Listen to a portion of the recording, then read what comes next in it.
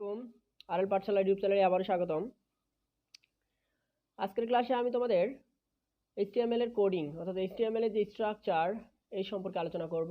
তো এই সম্পর্কে আলোচনা করার আগে আমি এখনই একটু বলে নিই যে আমাদের এই চ্যানেলটিতে তোমরা যারা একবারই নতুন তোমরা অবশ্যই আমাদের এই চ্যানেলটিকে তোমরা সাবস্ক্রাইব করে রাখবা। সাবস্ক্রাইব করার পাশাপাশি পাশে থাকা যে বেল আইকনটি রয়েছে সেই বেল আইকনটিতে ক্লিক করে দিবা যেন আমাদের তৈরি করা ভিডিওগুলো সবার আগে পৌঁছে যায় তোমাদের কাছে। তো আর দেরি না করে আমরা এখন ক্লাসে যাই। তো আজকে ক্লাসে হচ্ছে HTML কোডিং।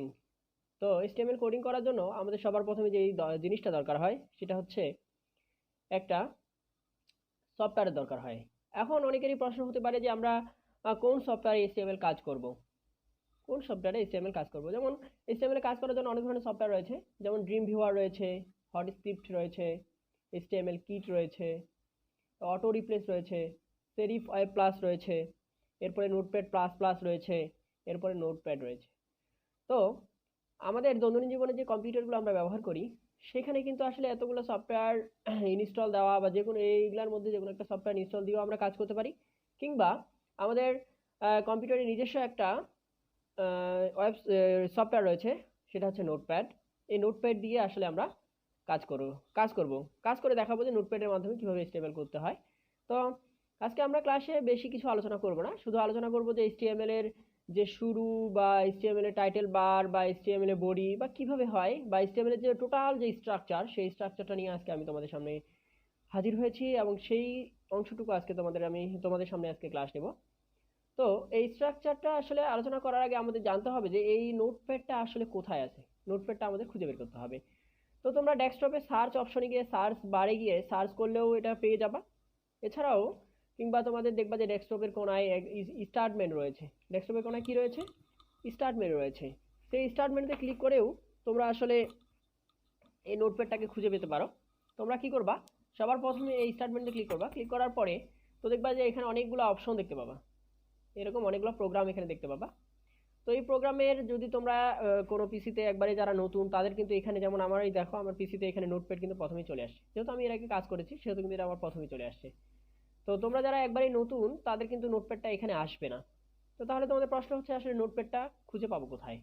নোটপ্যাডটা কোথায় খুঁজে পাবো? এই নোটপ্যাডটা খুঁজে পাওয়ার জন্য তোমাদের অল প্রোগ্রামসে ক্লিক করতে হবে।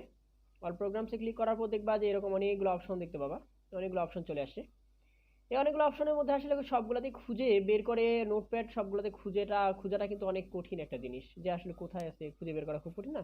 তো আমি তোমাদের বলে দিচ্ছি, এটা আসলে অ্যাক্সেসরিজ নামে একটা অপশন দেখতে পাবো তোমরা। এই অ্যাক্সেসরিজ অপশনে ক্লিক করবা। এখানে কিন্তু সমস্ত উইন্ডোতেই কিন্তু অ্যাক্সেসরিজ অপশনটা আছে। সেই অপশনে ক্লিক করলেই তোমরা দেখবা যে আরও অনেকগুলো এখানে প্রোগ্রাম দেখতে পাবা। এই প্রোগ্রামগুলোর মধ্যেই দেখবা যে নোটপ্যাড রয়েছে। এখানে কিন্তু অনেকগুলো প্রোগ্রাম রয়েছে, দেখো অনেকগুলো প্রোগ্রাম রয়েছে। তো অনেকগুলো প্রোগ্রামের মধ্যে দেখবা যে নোটপ্যাড, এই যে দেখো নোটপ্যাড দেখতে পাচ্ছি আমরা, ঠিক আছে?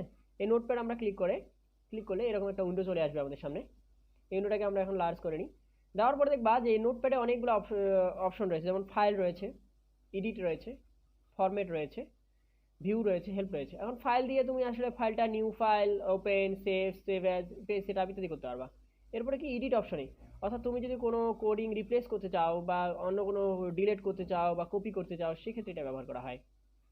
এরপরে ফরম্যাটে দুইটা অপশন রয়েছে, একটা হচ্ছে ওয়ার্ড র্যাপ আর একটা ফ্রন্টে ক্লিক করলে আমরা আমাদের ফ্রন্টগুলো আমরা আমাদের ইচ্ছা মতো আমরা কত সাইজের ফ্রন্ট দিয়ে কাজ করতে চাই সেটা আমরা এখানে কাজ করে নিতে পারবো। এখানে এগুলো হচ্ছে ফ্রন্ট,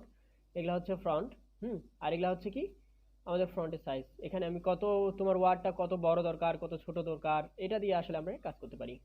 হ্যাঁ, তো HTML করতে গেলে HTML এর যে স্ট্রাকচার, আজকে আমরা শুধু মূল স্ট্রাকচারটা নিয়ে আলোচনা করব। এর পরের ক্লাসে আমরা পর্যায়ক্রমে কিভাবে সেভ করতে হয়, কিভাবে কি করতে হয় সব বিষয়গুলো আমি তোমাদের বলে দিব। তো প্রথমে দেখি আমাদের স্ট্রাকচারে সর্বপ্রথমে যেটা লিখতে হয় সেটা হচ্ছে ডক টাইপ। সেটা হচ্ছে কি ডক টাইপ।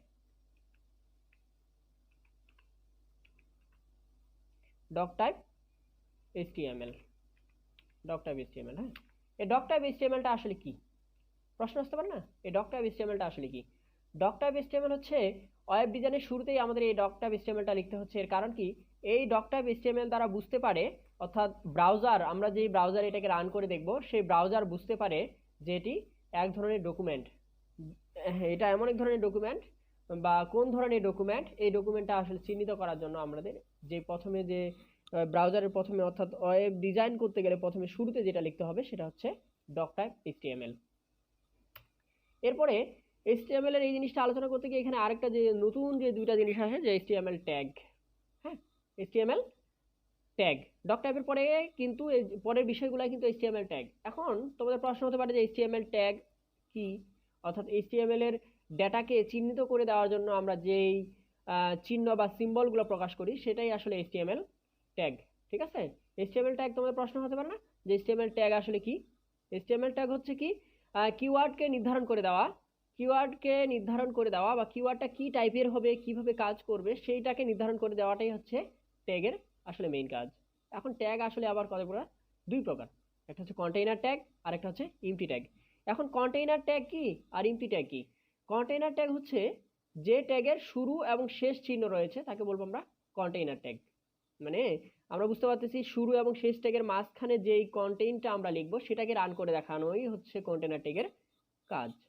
আর এমটি ট্যাগ কি, যে ট্যাগ ডকুমেন্ট নির্দেশনায় শুধুমাত্র একবার ব্যবহার করা হয়, মানে এটার স্টার্ট ট্যাগ রয়েছে ইন ট্যাগ নেই, বা এটা শুধু এক ট্যাগ দিয়ে ওর কাজ শেষ। আমরা এই ধরনের ট্যাগগুলোকে বলবো আমরা কি স্টার্ট এমটি ট্যাগ। তো এরপরে দেখো ডক টাইপ এইচটিএমএল এর পরে আমাদের লিখতে হবে স্টার্ট ট্যাগ, লিখি এইচটিএমএল।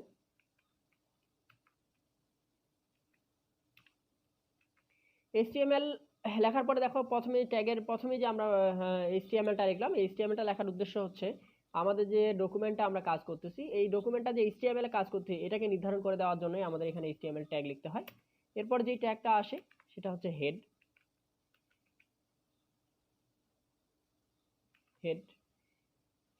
হেডের পরে যে বিষয়টা আছে, হেড আসলে কি, অর্থাৎ হেড হচ্ছে ট্যাগের ডকুমেন্টটা কোন টাইপের হবে বা ডকুমেন্টটা কি হবে প্রভৃতি কিওয়ার্ডকে নির্ধারণ করাই হচ্ছে হেডের কাজ। এরপরে আমাদের যে ট্যাগটা আসবে সেটা হচ্ছে টাইটেল। হ্যাঁ, এই টাইটেলটা আবার কি, এই টাইটেল ট্যাগের কাজ হচ্ছে টাইটেল ট্যাগে আমরা যাই লিখি না কেন, এখানে আমরা যাই লিখি না কেন, যেমন মনে করো আমি এখানে তোমাদের একটা জিনিস লিখেছি, টাইটেল ট্যাগে একটা জিনিস লিখেছি সেটা হচ্ছে কি আরএল পাঠশালা। হ্যাঁ, এই আরএল পাঠশালা হচ্ছে হেডার ফাইল, অর্থাৎ পেজের যে হেড, অর্থাৎ আমি যে কাজটা করতেছি সেই কাজটার হেডার ফাইল কি হবে, প্রথম অংশটা কি থাকবে, কি নামে থাকবে। যেমন আমরা ফেসবুক যখন লিখে সার্চ দিয়ে দেখবো যে ফেসবুকটা কিন্তু আসলে ওখানে হেডার ফাইল। ওই ফেসবুক কথাটা লেখার জন্য এখানে টাইটেল ট্যাগ ব্যবহার করা হয়। অর্থাৎ ফেসবুকের উইন্ডোতে যে আমরা যখন ফেসবুক লিখে সার্চ দিই দেখবা যে ব্রাউজারের উপরের দিকে টাইটেল হিসেবে facebook.com বাকি ড্যাশ অন্য কিছু আসে থাকে। ওই অংশটুকু পরিপূর্ণ করার জন্য আমাদের এখানে যেটা করতে হবে টাইটেল ট্যাগ ব্যবহার করতে হবে। এটা কিন্তু হেডের পরের অংশ। এরপর দেখো টাইটেল ট্যাগটাকে শেষ করে দিতে হবে। হ্যাঁ, স্টার ট্যাগ দেখো, স্টার ট্যাগের ক্ষেত্রে কিন্তু লেস দেন গ্রেটার দেন দিয়ে শেষ, কিন্তু এটা দেখো লেস দেন গ্রেটার দেনের পরে আরেকটা স্ল্যাশ চিহ্ন রয়েছে, সেই স্ল্যাশটা দিয়ে এটাকে আসলে ইন ট্যাগ বলা হয়। অর্থাৎ এই যে তোমরা ট্যাগটা দেখতে পাচ্ছ এই ট্যাগটাকে বলা হয়, এটাকে বলা হয় কি, এটা আর এই অংশটুকু মিলে বলা হয় হচ্ছে ইন্ট ট্যাগ। তো দেখো এই যে দেখো এখানে হচ্ছে এটা হচ্ছে স্টার ট্যাগ, এটা হচ্ছে কি ইন ট্যাগ।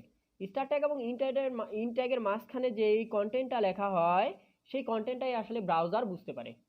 অর্থাৎ ব্রাউজারকে বুঝিয়ে দেওয়া হলো যে আরএল পাঠশালা কথাটা হচ্ছে কি আমার হেডার ফাইল হিসেবে বা উপরে পেজের ডকুমেন্ট হিসেবে ব্যবহার করা হচ্ছে। ঠিক আছে, তাহলেই কিন্তু আসলে সে বুঝতে পারবে।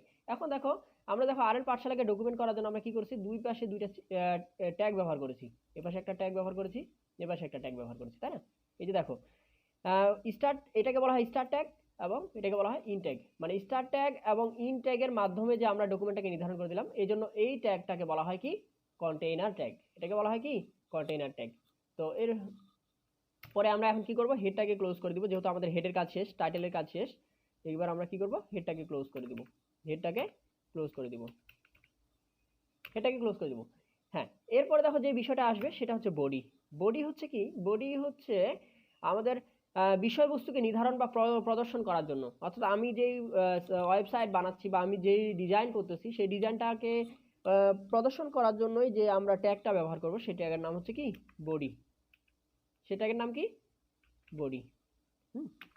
অর্থাৎ এই বডি ট্যাগের মধ্যে আমরা যাই কিছু লিখবো, এই বডি ট্যাগের বডি আসলে আরেকটা জিনিস বলি, বডি ট্যাগটা কিন্তু আসলে কন্টেইনার ট্যাগ। হ্যাঁ, বডির মধ্যে আমরা যাই কিছু লিখি না কেন সেটাই আসলে আমাদের ব্রাউজারে শো করে দেখাবে বা ব্রাউজারে রান করে দেখাবে। ঠিক আছে, এখানে দেখো যদি আমরা যাই লিখি না কেন, আমরা যদি এখানে আবার আরএল পাঠশালা লিখি, মনে করো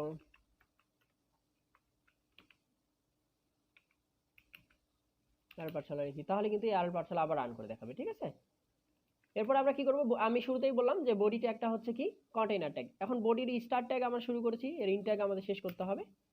হ্যাঁ, ইন ট্যাগ দেওয়ার জন্য হচ্ছে কি,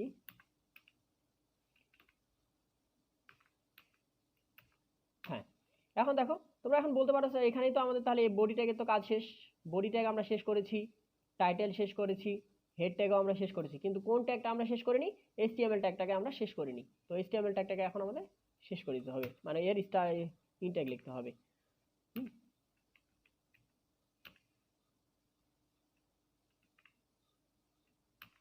এই যে দেখো, আমরা দেখো এইচটিএমএল এখানে শুরু করেছিলাম, এখানে গিয়ে শেষ করেছি। তার মানে কি মাঝখানে যা কিছু লিখবো না কেন সবকিছু কিন্তু ব্রাউজার বুঝতে পারবে যে এই ফাইলটা আমাদের এইচটিএমএল এ কমপ্লিট করা হয়েছে। ঠিক আছে, তাহলে দেখো এইচটিএমএল স্ট্রাকচার আলোচনা করতে গিয়ে সবার প্রথমে যে বিষয়টা আসলো, সেই বিষয়টা হচ্ছে কি, একটা ব্রাউজারকে বোঝানোর জন্য আমরা এক ধরনের হেডার ফাইল ব্যবহার করলাম, সেটা হচ্ছে .html। এরপরে গোটা ফাইলটা যে আমরা এইচটিএমএল এ করতেছি সেই ডকুমেন্টটাকে নির্ধারণ করার জন্য আমরা কি করলাম, এইচটিএমএল স্টার ট্যাগ এবং ইনট্যাগ ব্যবহার করলাম, এইচটিএমএল স্টার ট্যাগ এবং ইনট্যাগ ব্যবহার করলাম। এরপরে আমরা কি করলাম, এইচটিএমএল এর পরে আমরা যে কাজটা করলাম যে আমরা ব্রাউজারের ওপরে যদি কোনো হেডার বা বিষয়বস্তু নির্ধারণ করতে যাই, এজন্য আমরা যে ট্যাগটা ব্যবহার করি সেটা হচ্ছে কি হেড এবং টাইটেল ট্যাগ, হেড এবং টাইটেল ট্যাগ, হেড এবং টাইটেল ট্যাগের কাজ শেষ। এরপরে ব্রাউজারের ভিতরে যা কিছু রান হবে সেই অংশটুকুকে রান করার জন্য আমরা যে ট্যাগটা ব্যবহার করব সেটা একটা নাম হচ্ছে কি বডি ট্যাগ, সেটা একটা নাম হচ্ছে বডি ট্যাগ। তো এই হচ্ছে মোটামুটি এইচটিএমএল স্ট্রাকচারের গঠন। হ্যাঁ, আমরা এইচটিএমএলটা কিভাবে সাজাবো তার ভিডিও এই লেকচারে আমি তোমাদের সুন্দর করে বুঝিয়ে দিলাম। তো সুপ্রিয় শিক্ষার্থীরা, পর্যায়ক্রমে আমি তোমাদের এইচটিএমএল এর যে ট্যাগের ব্যবহার এবং কোডিং এর মাধ্যমে এইচটিএমএল এর যে বাস্তবে যে ব্যবহার, এই ব্যবহারগুলো বা এইচটিএমএল আদৌ এটার আসলে মানে বাস্তবতা আছে কিনা বা এটা আসলে কতটুকু যৌক্তিকতা, এটুকু আমি ধাপে ধাপে সম্পূর্ণ ভিডিওগুলোতে দেওয়ার চেষ্টা করব। এর পরের ভিডিওতে আমরা এই ক্লাসের যে অংশটুকু, যেমন এই যে আমরা এইচটিএমএল লিখলাম, এইচটিএমএল এর পরে আমরা হেড দেখলাম, আর তারপর বডি লিখলাম, যে এইগুলা আসলে কেন লিখলাম এটার প্রমাণ সহ এর পরের ভিডিওতে আমি তোমাদের আপলোড করার চেষ্টা করব। তো সুপ্রিয় শিক্ষার্থীরা, সর্বোপরি প্রথমে যে কথা বলেছি আবারও বলছি যে আমাদের এই চ্যানেলে তোমরা যারা একবারই নতুন তারা তোমরা অবশ্যই চ্যানেলটিকে সাবস্ক্রাইব করে নিবা, আর এর মধ্যে তোমরা যারা সাবস্ক্রাইব করেছো তাদেরকে ধন্যবাদ।